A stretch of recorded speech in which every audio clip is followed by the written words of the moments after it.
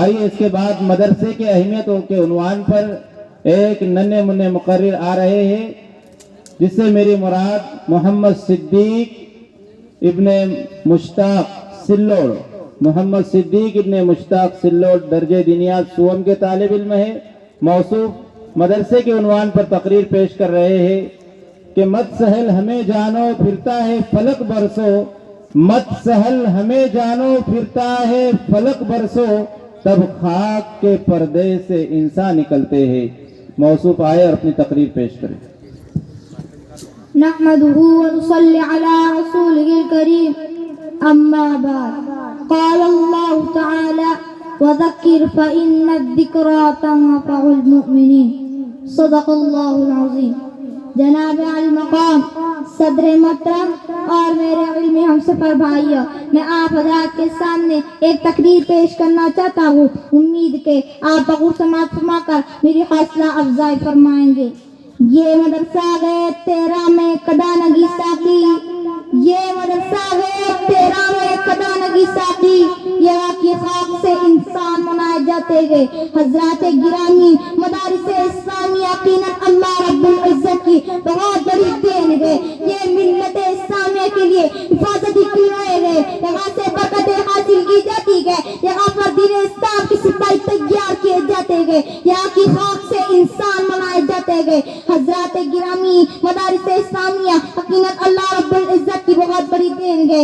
یہ یہاں کے خاک سے انسان منائے جاتے گئے۔ یہ دار اقام اور صفا کی چبوترے کی شاخیں گئے، جن کے زبانی شہنشاہ کونین صلی اللہ علیہ وسلم گئے۔ برادران اسلام، مدارس و جگہ ہے جہاں رات و دن قال اللہ قال رسول کی صدائیں گونجتی ہے۔ ان کی مدارس سے ملت اسلامیہ کو مفسرین محدثین کی جماعت ملی ہے۔ ان کی مدارس سے خواہاں کو سالکین و مشائخین کی جماعت حاصل ہوئی ہے۔ ان کی مدارس سے امت مسلمہ کو قوم کے رہبر ملے گئے۔ جی ہاں، یہ وہ مدارس ہے جہاں سے امت مسلمہ کو حضرت ابو ہریرہ جیسے صحابی ملے۔ مجھے بتائیے، وہاں قاسم نانوتوی جیسا حجت الاسلام کس نے دیا؟ وہاں اشرف علی تھانوی جیسا حکیم الامت کس نے دیا؟ وہاں حسین احمد نقوی جیسا شیخ الہند کس نے دیا؟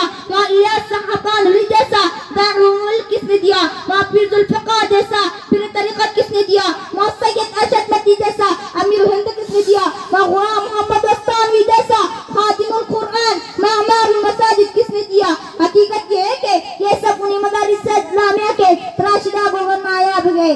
تردامنی پہ شیخ ہماری نہ جائیے، تردامنی پہ شیخ ہماری نہ جائیے، دامن نچوڑ دے تو فرشتے وضو کرے۔ میرے دوستو، دنیا بھر میں جہاں کہیں بھی اسلام اور مسلمانوں کے خلاف سازش ہو تو سب سے پہلے ان کی مدارس سے ظالم کے خلاف آواز اٹھتی ہے۔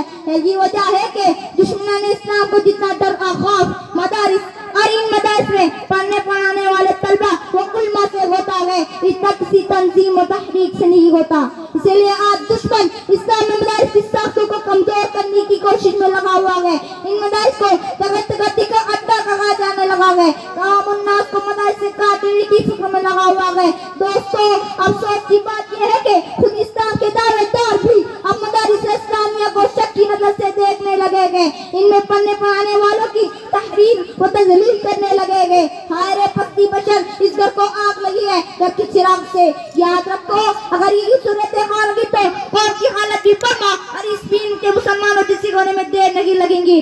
آج ہندوستان کی نہیں بلکہ پوری دنیا میں جو مسلمانوں کی شان باقی ہے وہ صرف ان کی مدارس کی بدولت ہے۔ اس لیے ان مدارس کو مضبوط اور مستحکم کرنے کی ضرورت ہے، کیونکہ مدارس ہی کے ذریعے پوری دنیا میں اعلاء کلمت اللہ اور اطاعت رسول کا قدم روایا جا سکتا ہے۔ مدارس ہی کے ذریعے باطل کو توڑا جا سکتا ہے۔ مدارس ہی کے ذریعے بھٹکتی انسانیت کو انسانیت کا درس دیا سکتا ہے۔ مدارس ہی کے ذریعے تعصب کو اخوت و محبت میں بدلا جا سکتا ہے۔ آخر میں ایک شعر پر اپنی تقریر ختم کرنا چاہتا ہوں۔ نہ پوچھ ان کا پوشوں کی ارادت ہوتا دیکھ ان کو، نہ پوچھ ان کا پوشوں کی ارادت ہوتا دیکھ ان کو، یہ دے پر ظالم بیٹھے ہوئے اپنی آستینوں میں، وما علینا الا البلاغ المبین۔